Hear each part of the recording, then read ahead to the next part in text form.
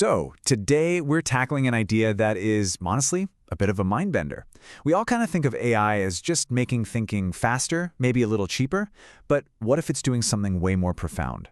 What if it's completely flipping the economic rules that have governed intelligence for, well, all of human history? Let's dig into that. To really get what's so revolutionary about AI, you first have to understand the problem it's solving. And there is just no better way to think about the old way, the biological way, than the myth of Sisyphus. It just perfectly captures how exhausting and repetitive and, well, ultimately how tragic building human knowledge really is. And that brings us to what the source material calls the Sisyphus problem. See, just like Sisyphus, every single one of us starts from zero. Every skill, every piece of knowledge has to be rebuilt from the ground up with every single new generation. And that makes biological intelligence, well, it makes it an unbelievably expensive and tragically temporary investment. I mean, just think about what it takes to create one expert. A single doctor, say. First, you've got about 2 decades of just keeping them alive and safe. Then you pour thousands of hours of super expensive education into them. After that, they spend decades more learning from their own mistakes. And here's the kicker. When that person retires or dies, that whole massive investment, poof, it's gone. The boulder rolls right back down to the bottom of the hill. Okay, so this is where AI just comes in and shatters the entire model. It completely breaks that Sisyphean cycle. For the first time ever, we can separate the huge cost of learning something from the tiny cost of actually doing it. And that split, that is the economic shift that changes absolutely everything. So here's the core difference, right? With a human, learning and doing are totally tangled up. You can't separate the doctor from their medical school training. The skill and the person are the same thing. But with AI, you can do all the hard work of learning up front, just once. And then you can copy that finished skill basically an infinite number of times. And this breaks down into 2 economic phases. First, you've got training. Think of this like writing the manuscript for a book. It's this massive, one-time, maybe $100 million effort. That's your sunk cost. But then there's inference, which is just asking the model a question. And that's like printing 1 copy of the book. The cost is, it's practically nothing. You just can't do that with a human expert. So this ability to copy is the whole ballgame. Once you can make perfect, cheap, endless copies of a trained intelligence, you unlock an economic force that biology could never, ever touch. So what does that actually look like? All right, let's start with this big, kind of scary number, $100 million. That's that sunk cost we talked about. It's the price of pushing that boulder all the way up the hill one time, but with the incredible promise that you never, ever have to do it again. Now, obviously, if you spend all that cash and only one person ever uses the AI, it's a colossal failure, right? The cost for that one use is just astronomical. The whole thing makes zero economic sense.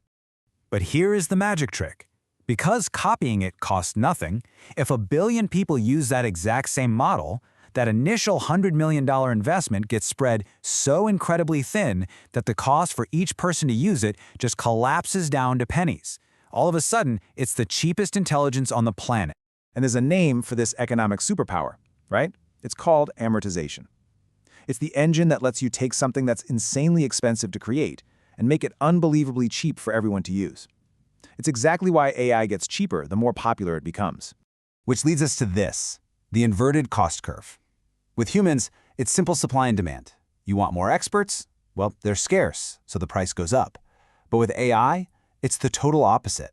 The more people want it, the more that giant fixed cost gets spread out, and the price per use actually goes down. The economics are literally flipped upside down. Okay, so AI is radically cheaper when you scale it up. We get it. But there's another superpower that comes with being digital. The ability to learn and get better as one single globally connected mind. This really puts it all into perspective. So, a human doctor makes some huge breakthrough discovery. You know how long it takes for that to really spread? It could be 20 years before it filters through all the journals and medical schools and actually changes how most doctors practice. With AI, you update the main model, and boom, instantly every single copy of that AI in the entire world gets smarter. The source actually calls this Lamarckian evolution on steroids. In biology, the skills you learn in your lifetime, they don't get passed down to your kids. But with AI, every single lesson learned by one part of the system can be instantly inherited by the entire network. The system learns something once, and everybody benefits forever. So what happens when you combine a cost that's almost zero with infinite scale and instant collective learning? Well, you get the biggest shift of all. Intelligence itself stops being this specialized thing you hire and starts becoming a basic utility, like turning on a light. Think about it. For all of history, intelligence has been a service. It was scarce, it was expensive. You had to go out and hire a specific person, a lawyer, an accountant, to do some thinking for you. We're now moving into a world where intelligence is a utility. It's everywhere, it's cheap, and it's always on, just like the electricity in your wall or the water from your tap. And that right there is the ultimate takeaway. For thousands of years, the act of thinking was something you paid another person to do for you. We are right in the middle of turning it into something you just pull from the grid. This isn't just a new tool, it's a completely new state of being for knowledge itself. But all of this leaves us with one last, really fascinating question. If this new utility is so powerful and learns so fast, why is it so weird? Why does it just make things up? The source hints that the very thing that makes AI so powerful, the fact that it's just disembodied code, might also be its greatest flaw. And that, well, that's a question worth chewing on.